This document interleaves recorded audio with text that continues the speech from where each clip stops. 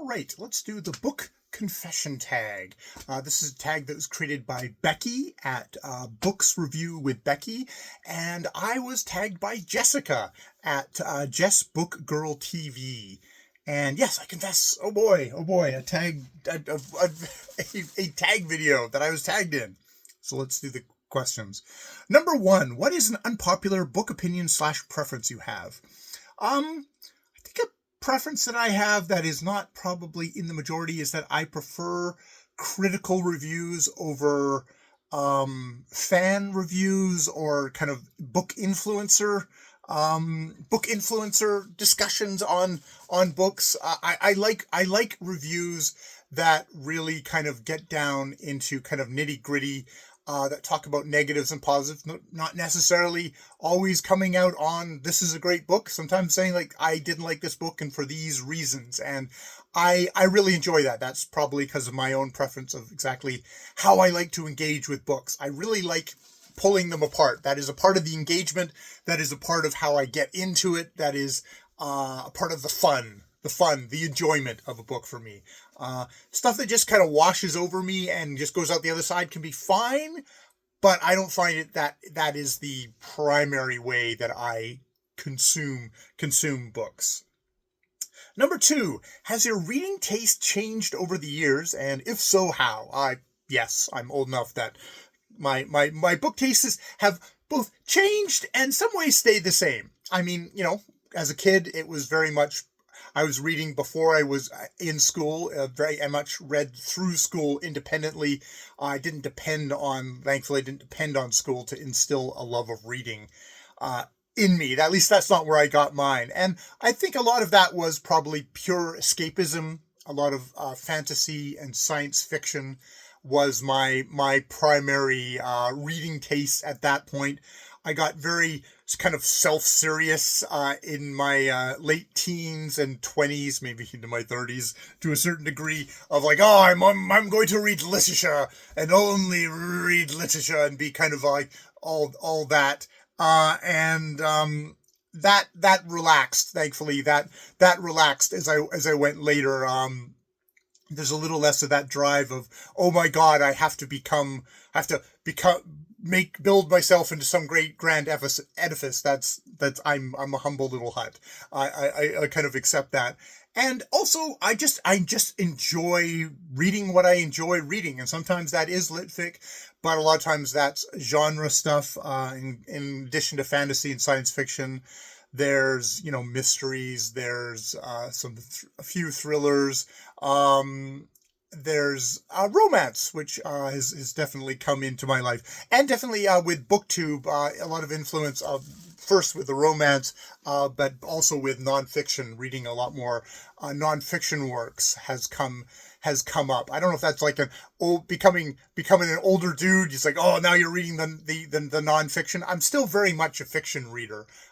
Maybe slightly anomalous that way. There seems to be there's a certain segment of dudedom that just like loves to read the nonfiction.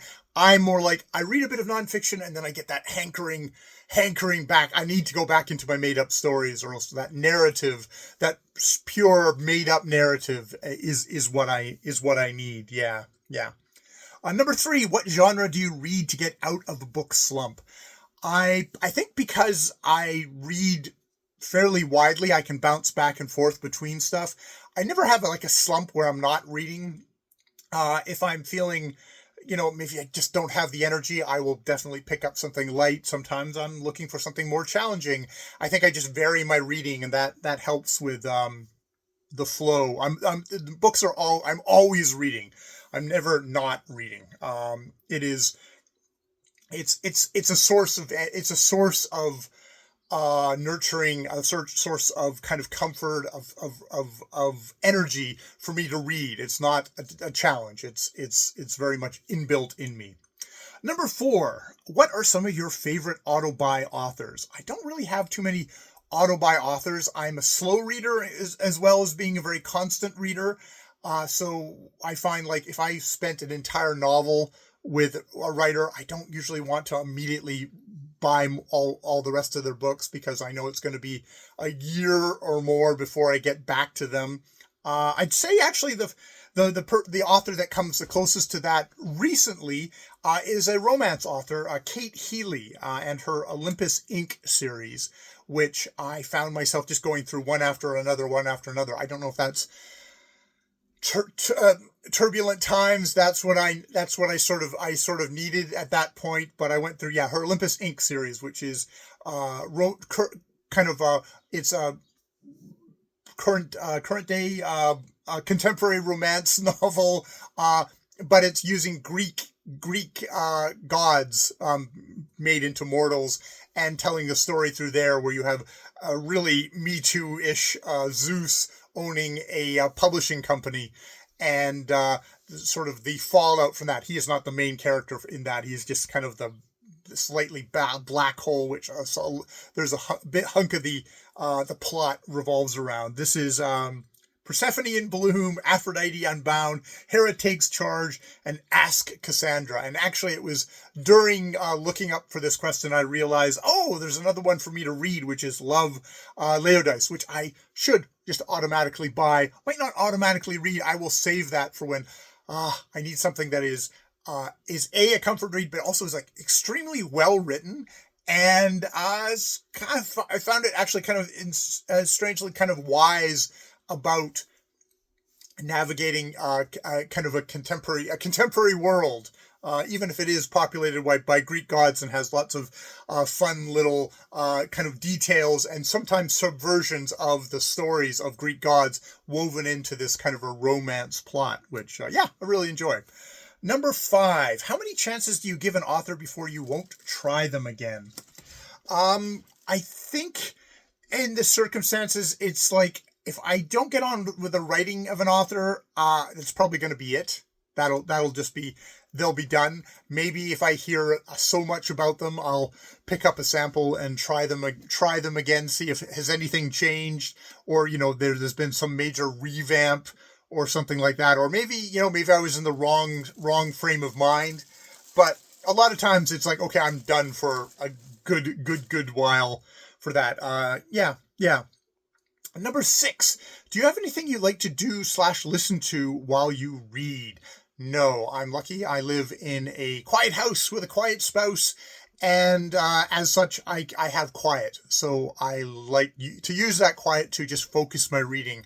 I'm not in a situation where maybe I would use music as kind of a white noise, like music without lyrics is white noise to kind of block out some other further distraction. I'm very fortunate about where I am at the moment that way. So no. I have I prefer to put myself in a sensory deprivation tank in the bath and read. So I'm not interested in introducing any distraction from that. Number 7, how far do you read before DNFing? I think it was maybe 100 pages and it's gone down to 50 or 25. It gets smaller with every year that I'm around. I was thinking about this as like, ebooks, you get samples now. So I can go through, if I'm interested in a book, but I'm still not quite sure about it, I can pick up a sample and read that and decide, okay, no, I'm not going to read any further. Is that DNFing if you haven't actually bought the book, you've just got the sample? I don't know. Number 8, do you ever find yourself making the same faces as characters in the book? When there's, when authors are trying to really make you engage by not telling you how the character is feeling, but like try and describe it. There's sometimes that can get confusing, and I can find myself maybe acting it out. But that's just trying to figure out what the hell is the writer trying to say. Maybe they should have just told me. But depends on the book. So sometimes that is needed. It's actually got more to do with some sort of descriptions of hand gestures, and like, what are they doing? What kind of hand gesture is this? I have no idea. Something like that. Yeah. Number 9, reread. Yes, no, depends. I do reread. I don't reread as much as I should or want to due to being a slow reader, but I do enjoy it when I do get to it, especially when it's a book where I mean, to be honest, a lot of books, I'm sure there's always something I miss and that you get rewarded with when you go back and you reread it. And then there's the whole thing of, were you capable at that point in your life of picking up on stuff? Or has the world just changed around this book? And how well did the book age? How well did you age? All those things come in reading. The wonderful collaborative art which happens between the writer, the reader, and the work itself, and how the meaning is generated out of all that, not just with the writer, but with everything else in there. Yeah, yeah. Number 10 is to tag others. And I'm going to tag Angie's Reading Life. I heard about her on Kelly's Books I'm Not Reading channel.